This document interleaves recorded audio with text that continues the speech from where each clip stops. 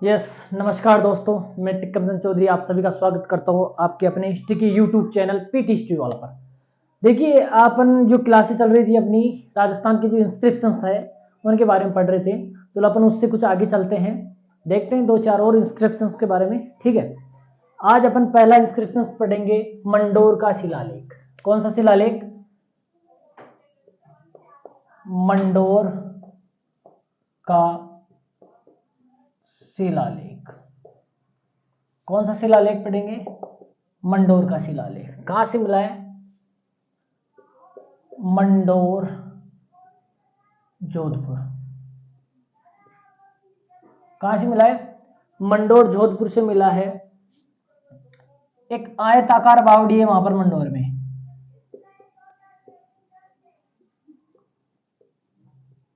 उस पर लगा हुआ था ये। एक आयताकार बावड़ी थी, उस बावड़ी पर ये शिलालेख लगा हुआ था। इसे मंडोर का शिलालेख कहा गया है। ठीक है, ये शिलालेख है जो किस समय का है? तो ये शिलालेख 685 ईस्वी का है। ठीक बात है। अब इस शिलालेख की मुख्य जानकारी क्या है? तो पहली बात तो इस शिलालेख में देखो, संस्कृत भाषा का है क्योंकि इस समय तक राजस्थान की भाषा मुख्य क्या रही है? संस्कृत।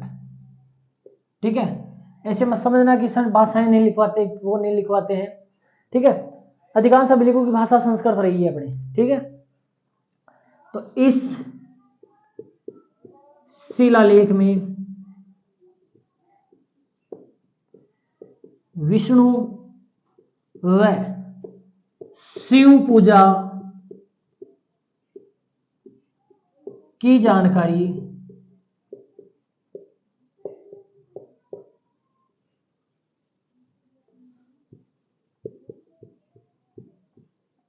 मिलती है।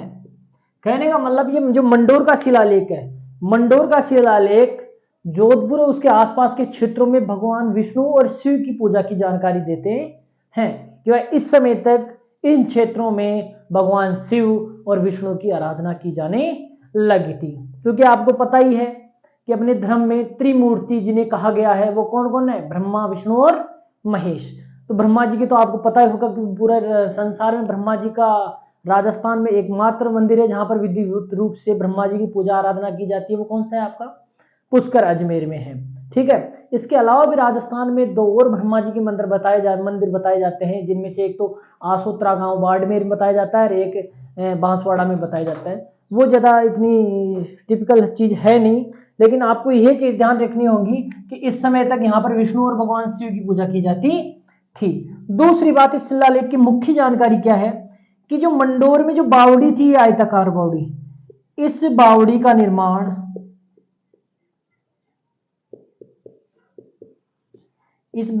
निर्माण चाणक्य के पुत्र माधु ब्राह्मण ने करवाया। किसने करवाया? माधु ब्राह्मण ने करवाया था। किसने करवाया था? माधु, चाणक्य के पुत्र। ठीक है, चाणक्य मत कर लेना इसको, ये चाणक्य है। चाणक्य का पुत्र माधु ब्राह्मण ने करवाया। चाणक्य तो आपका जो इसको विष्णुगुप्त या कौटिल्य भी कहा जाता है, जो चंद्रगुप्त प्रथम के प्रधानमंत्री व उसके गुरु रहे हैं। ठीक है, वो अलग चीज है। यहां पर चाणक्य है, ये चाणक्य मत कर लेना, है ना चरक कर देना, जिसने चरक संहिता का निर्माण किया था। ठीक है, तो मंडोर का जो शिलालेख है वो कहां से मिला है? मंडोर जोधपुर में एक आयताकार बावड़ी है, उस पर लगा हुआ था। 685 ईस्वी का है। इसकी भाषा संस्कृत है। इसकी मुख्य जानकारी क्या है? जिससे इस शिलालेख से अपन को मुख्य रूप से कौन सी जानकारी मिलती है? तो मिलती है भगवान विष्णु और शिव पूजा की जानकारी मिलती है। कहने वाला पश्चिमी राजस्थान में विष्णु और शिव पूजा की जानकारी देने वाला शिलालेख कौन सा है? मंडोर का शिलालेख है। इसके अलावा इस बावड़ी का निर्माण चाणक्य के पुत्र माधु ब्राह्मण ने करवाया। अब देखिए आगे की बात, देखिए इसी प्रकार मंडोर से एक और शिलालेख मिला है। ठीक है, जिसे भावुक प्रशस्ति कहा जाता है। क्या कहा जाता है? भावुक प्रशस्ति, जो लगभग 837 ईस्वी की है। वो अपन इसके बाद में पढ़ेंगे, क्योंकि इससे पहले अपन को एक दो और शिलालेख पढ़ने हैं, वो बहुत ही काफी इंपॉर्टेंट है। मैं जो शिलालेख पढ़ा रहा हूं वो क्रमश से, कहने का मतलब जो उनकी जो तिथियां हैं उस आधार पर क्रमश से पढ़ा रहा हूं। ऐसे नहीं कि भाई बीच में कौन सा शिलालेख आ गया, बीच में कौन सा। आपको इससे क्या रहेगा, एक पॉइंट ऑफ बना रहेगा कि ऊपर का कि भाई हाँ ये क्रमश से ऐसे शिलालेख थे। क्योंकि कई बार आजकल का ये मेथड और हो गया है एग्जामिनर का कि कालक्रम के अनुसार इन्हें जचाइए या कालक्रम के अनुसार इनको सेट कीजिए। कुछ इस प्रकार के क्वेश्चंस भी पूछे जाने लगे। तो हो सकता है आपको जो शिलालेख है उनके कालक्रम के बारे में पूछ ले, भाई हाँ इनको कालक्रम के आधार पर क्रमश से बताइए कौन कौन से हैं, इनकी पहला शिलालेख कौन सा आएगा, इसकी डेट कौन सी होगी। तो आपको क्रमश से ये चीजें जरूर ध्यान रखनी होगी, क्योंकि एग्जामिनर अब हर तरीके से आपको हर तरीके से प्रिपेयर होना जरूरी है। ठीक है, और मैं बताता चलूंगा कि आपको किस किस प्रकार कैसे कैसे आपको इन चीजों को याद करना है। तो एक बार फिर देख लेते हैं अपन मंडोर का शिलालेख। मंडोर जोधपुर से मिला, प्राप्त हुआ है किससे, आयताकार बावड़ी से। समय 685 है, भाषा संस्कृत है। इसमें विष्णु और शिव पूजा की जानकारी मिलती है। साथ ही इसमें इस बावड़ी का निर्माण चाणक्य के पुत्र महादु ब्राह्मण ने करवाया, ये भी जानकारी मिलती है। ठीक है, आप स्क्रीनशॉट ले सकते हो।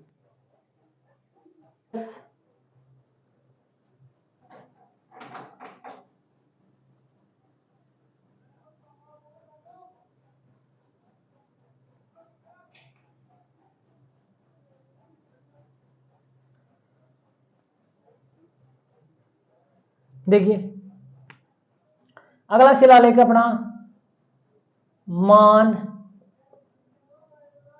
मोरी शिलालेख। कौन सा शिलालेख, मान मोरी शिलालेख। कहां से मिला अपन को, मानसरोवर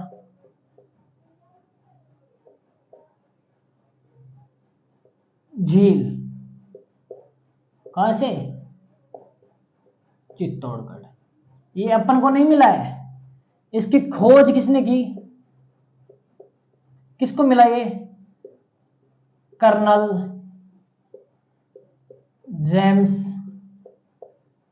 टोड को मिला। किसको मिला, कर्नल जेम्स टोड को मिला। ये तो आपको पता ही होगा कर्नल जेम्स टोड का नाम। जब भी राजस्थान का इतिहास पढ़ते हैं तो ये महत्वपूर्ण व्यक्ति, राजस्थान के इतिहास पर शोध कार्य करने वाला, राजस्थान के इतिहास को इकट्ठा करने वाला, संकलित करने वाला व्यक्ति है कर्नल जेम्स टोड। इसी कारण कर्नल जेम्स टोड को राजस्थान के इतिहास का जनक भी कहा जाता है। ठीक है, समय किस समय का है ये शिलालेख, तो ये शिलालेख 713 ईस्वी का है।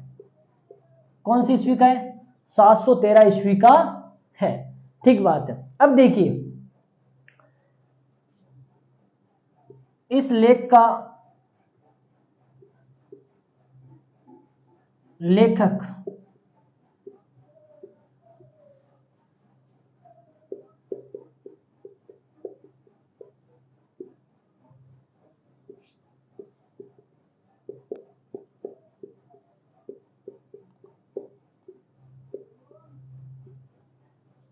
ठीक है, इसका लेखक शिवादित्य उत्कीर्णकर्ता पुष्य था।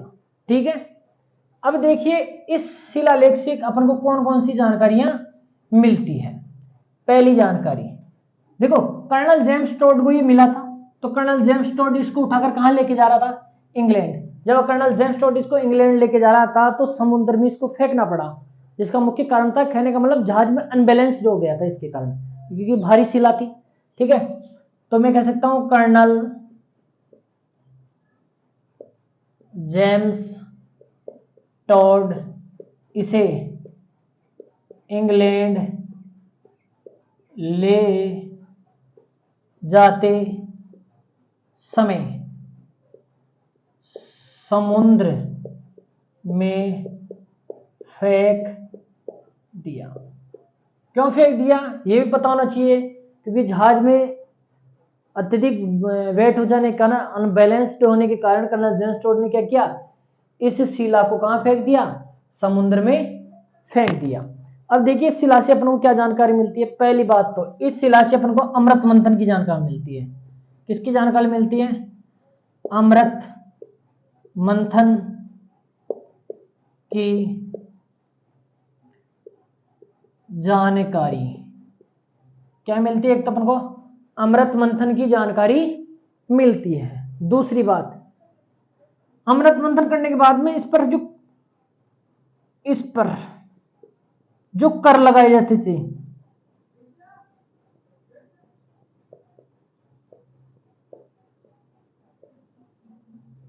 जानकारी भी अपन को प्राप्त होती है। यानी अमृत मंथन के बाद में जो टैक्स लगाए जाते थे उस कर की भी जानकारियां मिलती है। इसके अलावा और क्या जानकारियां मिलती है? इसमें 4 मौर्य राजा,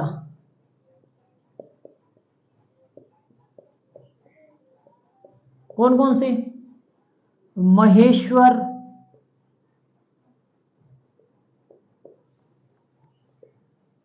भीम, भोज और मान की भी जानकारियां मिलती है।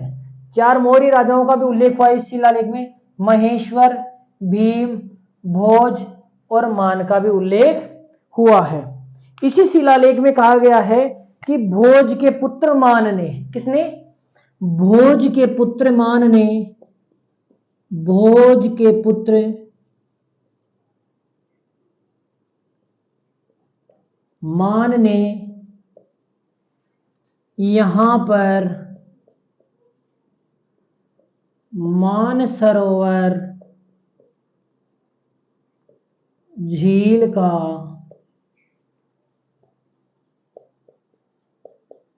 निर्माण करवाया। किसका झील का निर्माण करवाया? मानसरोवर झील का निर्माण करवाया। ठीक है। कर्नल जेम्स टोड ने इसे इंग्लैंड ले जाते समय समुद्र में फेंक दिया।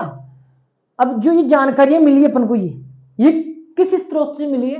वो मिली है कर्नल जेम्स टोड द्वारा लिखी गई पुस्तक annals and antiquities of Rajasthan से मिली है। क्योंकि देखो, कर्नल जेम्स टोड ने राजस्थान के इतिहास पर बहुत बढ़िया पुस्तक लिखी थी। उस पुस्तक का नाम था annals and antiquity of Rajasthan. इसके अलावा कर्नल जेम्स टोड ने एक और पुस्तक लिखी थी, the central western Rajput state of India, वो भी लिखी थी। ठीक है। तो उस पुस्तक में क्या दिया गया है? इस मानमोरी शिलालेख की जानकारी दी गई है। भाई ऐसे ऐसे मैंने शिलालेख लेके गया, उस शिलालेख पर ये निम्न निम्न जानकारियां मिलती है, निम्न निम्न जानकारियां थी, लेकिन समुद्र में फेंकना पड़ा मेरे को। ठीक है। इसके अलावा इसमें और क्या है? एक बार इसको आप स्क्रीनशॉट लो ताकि मैं आगे और चीज लिख सकूं। यस, सभी ने स्क्रीनशॉट ले लिया होगा। ठीक है। एक बार फिर अपन देख लेते हैं। मानमोरी शिलालेख मानसरोवर झील चित्तौड़गढ़ से प्राप्त हुआ है। खोज कर्नल जेम्स टोड ने की। समय 713 ईस्वी का है और इसका लेखक कौन है? पुष्य। एक सेकेंड, आप इसको, लेखक पुष्य, पुष्य को ये, और ये शिवादित्य, उत्कीर्णकर्ता शिवादित्य था, ये ऊपर नीचे हो गया, इतना सा ध्यान रखना आप। तो इसका लेखक पुष्य, जो नागभट्ट का, उसका क्या नाम है, नागभट्ट का पुत्र था, और उत्कीर्णकर्ता क्या था? शिवादित्य था। ठीक है। ये दोबारा से फिर कर्नल जेम्स टोड 713 ईस्वी का है, पहले तो ये चीज ध्यान होनी चाहिए। और इसका लेखक पुष्य और उत्कीर्णकर्ता क्या है? शिवादित्य है। कर्नल जेम्स टोड द्वारा इसे इंग्लैंड ले जाते समय समुद्र में फेंक दिया और अमृत मंथन की कथा की जानकारी मिलती है। इसके अलावा 4 मौर्य राजा महेश्वर, भीम, भोज और मान का उल्लेख मिलता है। भोज के पुत्र मान ने यहाँ पर मानसरोवर झील का निर्माण करवाया। इस प्रकार की इसकी जानकारी मिलती है। अब देखो इसके अलावा इसमें और क्या जानकारियां हैं। सबसे इंपॉर्टेंट एक लाइन और लिखनी है आपको।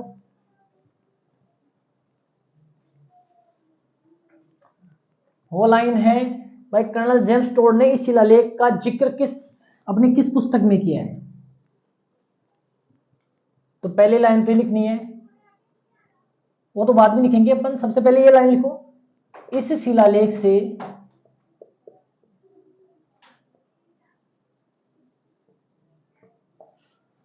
तत्कालीन समाज, यानी उस समय की जो सोसाइटी थी, की जानकारी मिलती है।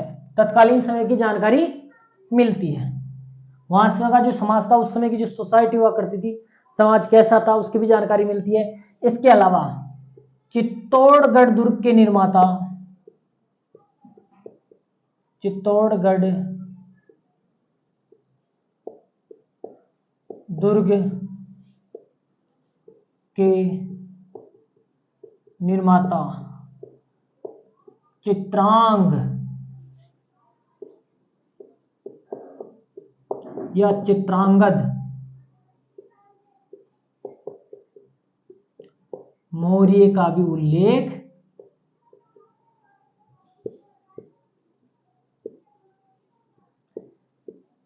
किया गया है। ये चित्तौड़गढ़ दुर्ग के निर्माता कौन था? चित्रांग या चित्रांगद मौर्य। इसका भी इसमें उल्लेख है और उसमें की समाज की भी जानकारी मिलती है। इसके अलावा इस शिलालेख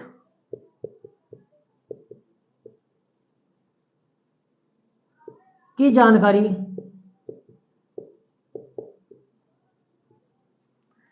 कर्नल जेम्स टोड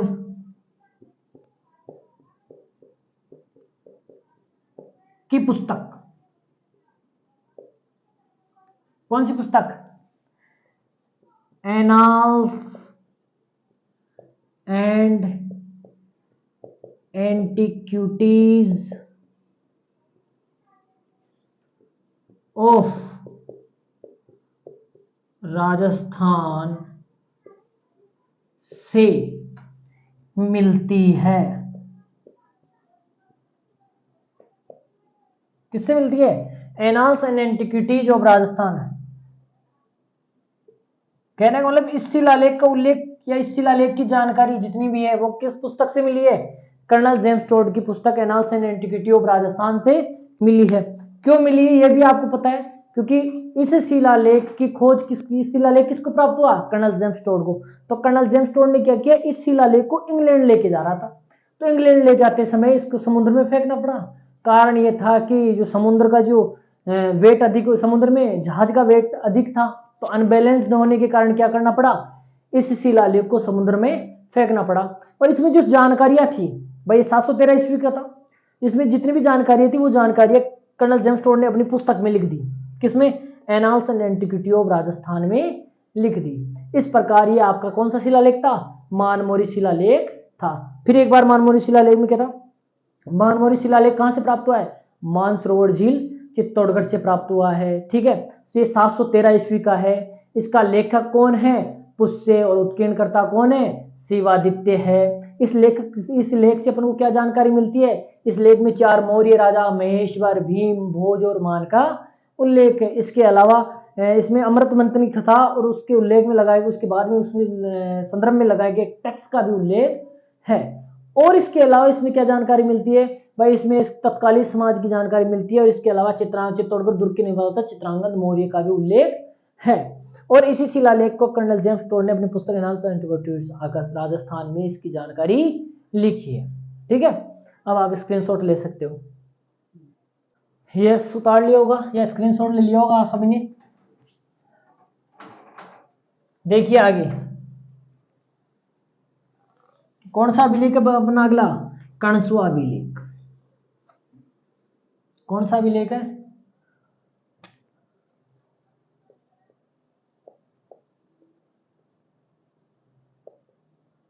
अभिलेख। कौन सा अभिलेख? कणसुआ अभिलेख।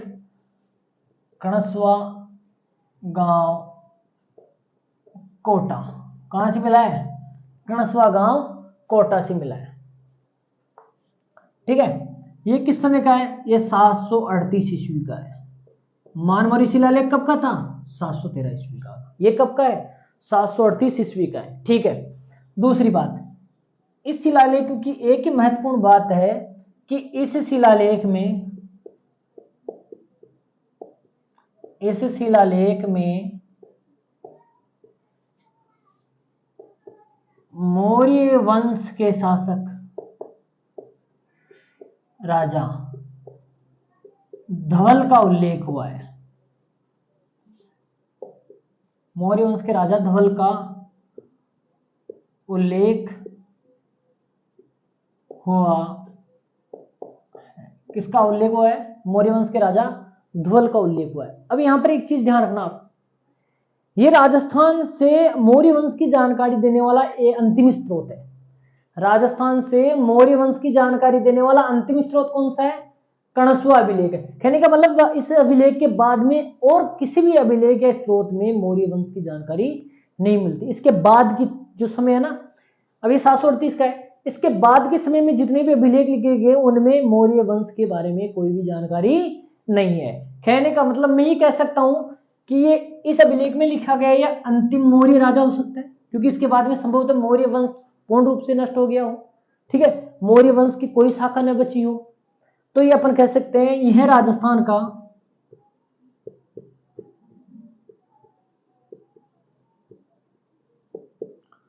संभवतः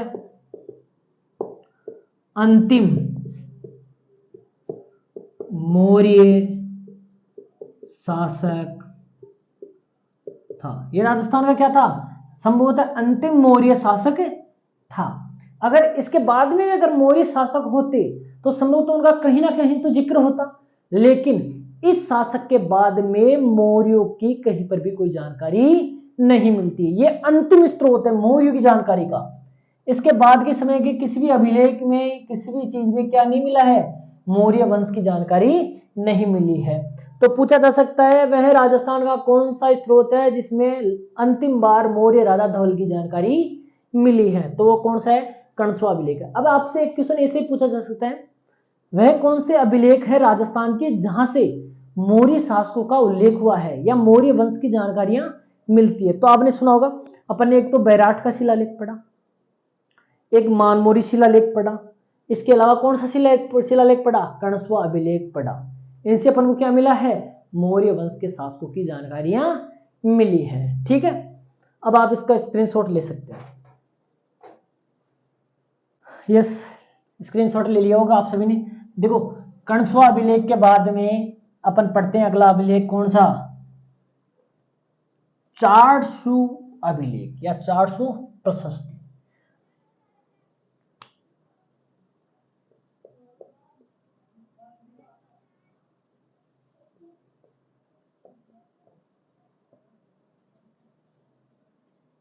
चारसू अभिलेख कहां से मिला है? चारसू जयपुर से मिला है। कहां से मिला है? चारसू जयपुर से मिला है। ये कब का है? 813 ईस्वी का है। कब का है? 813 ईस्वी। ध्यान रखना, मानमोरी शिलालेख 713 ईस्वी का है। 813 ईस्वी का कौन सा है?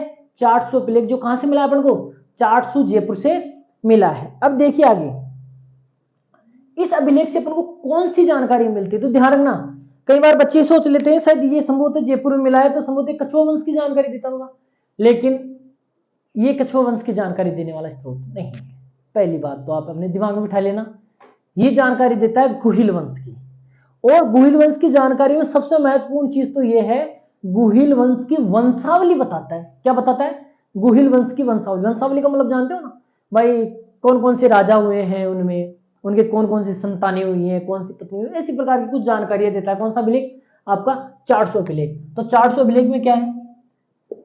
इस अभिलेख में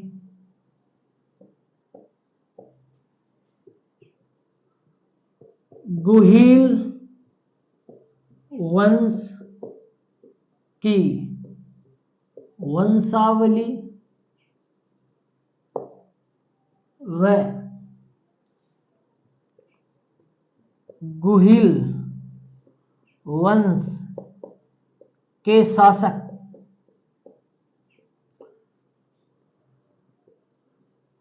भरतभट्ट की विजयों की जानकारी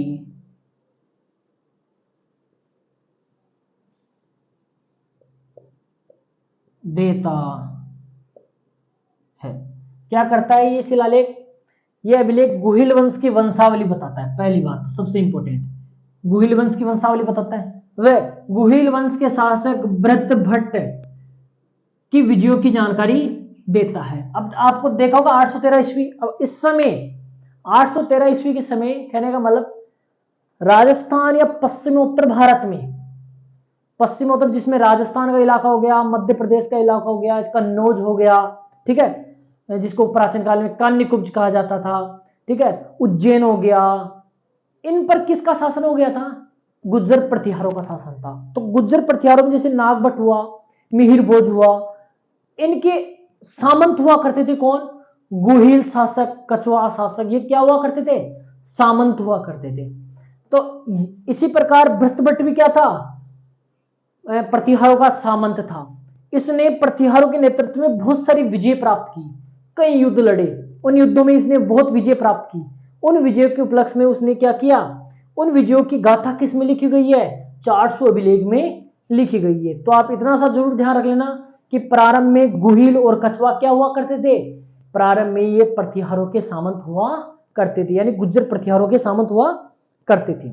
ठीक है, उन्हीं के बाद में जब गुज्जर प्रतिहार वंश क्या हो गया, धीरे धीरे कमजोर होने लगा, उसके शासक निर्बल सिद्ध हुए, ऐसे में गुहिल शासकों ने क्या किया, अपना वर्चस्व बढ़ाकर राजस्थान के इलाकों पर अधिकार कर लिया और अपने वंश की शक्ति को बढ़ाया।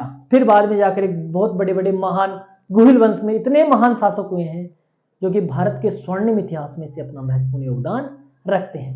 ठीक है, इस प्रकार 400 अभिलेख कब का है, 400 जयपुर से मिला है, 813 ईस्वी का है। इसमें गुहिल वंश की वंशावली और गुल वंश के शासक भरतभट्ट की विजयों की जानकारी देता है। ठीक है, इस प्रकार आप देखो क्वेश्चन ऐसे आपसे पूछे जाएंगे कि निम्न में से जैसे गुहिल वंश की जानकारी देने वाले शिलालेख कौन कौन से हैं, तो आपको वो ध्यान रखना है। आप जब भी ये नोट्स बनाओ तो नोट्स बनाने के बाद में आप एक एक चीजों को ऐसे लिख लेना, जैसे गुहिल वंश की जानकारी देने वाले शिलालेख कौन कौन से हैं उनको एक जगह लिख लेना। जैसे वंश, जैसे अपन, मैं खुद लिखाऊंगा आपको, राजस्थान के जब वंश पढ़ेंगे ना अपन, राजस्थान के राजपूत रियासतों के बारे में पढ़ेंगे, उस समय उन रियासतों में कौन कौन से वंश थे और वहां पर कौन कौन से वंशों ने कौन कौन से शिलालेख खुदवाए, उन शिलालेखों को अपन एक साथ पढ़ेंगे। उससे क्या रहेगा, आपका एक पॉइंट ऑफ व्यू बना रहेगा कि हाँ ये शिलालेख तो किसकी जानकारी देते हैं, गुहिल वंश की देते हैं, ये मौर्य वंश की देते हैं, ये कछवा वंश की देते हैं, ये राठौड़ी की जानकारी देते हैं, ये गुज्जर प्रतिहारों की जानकारी देते हैं। इस प्रकार ये शिलालेख आपके लिए बहुत महत्वपूर्ण है। ठीक है, आप इसका स्क्रीनशॉट ले सकते हो। ठीक है, सभी ने ले लिया होगा स्क्रीनशॉट। अब आपके लिए एक बहुत ही अच्छा क्वेश्चन है। ठीक है, क्वेश्चन ये है कि राजस्थान के वह कौन से शिलालेख हैं जिनसे गुज्जर प्रतिहारों की जानकारी मिलती है, क्योंकि सीधा क्वेश्चन पूछा जाएगा आपसे। तो आप पहले क्वेश्चन तो ये क्वेश्चन आपको आना चाहिए और आप अपने कमेंट सेक्शन में या अपने इस यूट्यूब के कमेंट सेक्शन में क्या दोगे, इस चीज का जवाब दोगे कि राजस्थान के वह कौन से शिलालेख है जिनसे गुज्जर प्रतिहार वंश की जानकारी मिलती है। और एक क्वेश्चन हो रहा है आपके लिए कि राजस्थान में वह कौन से शिलालेख है जिनसे मौर्य वंश की जानकारी मिलती है। इन क्वेश्चंस का जवाब आप अपने कमेंट सेक्शन में दीजिए। इसके बाद जय श्री राम, खम्मा गणी।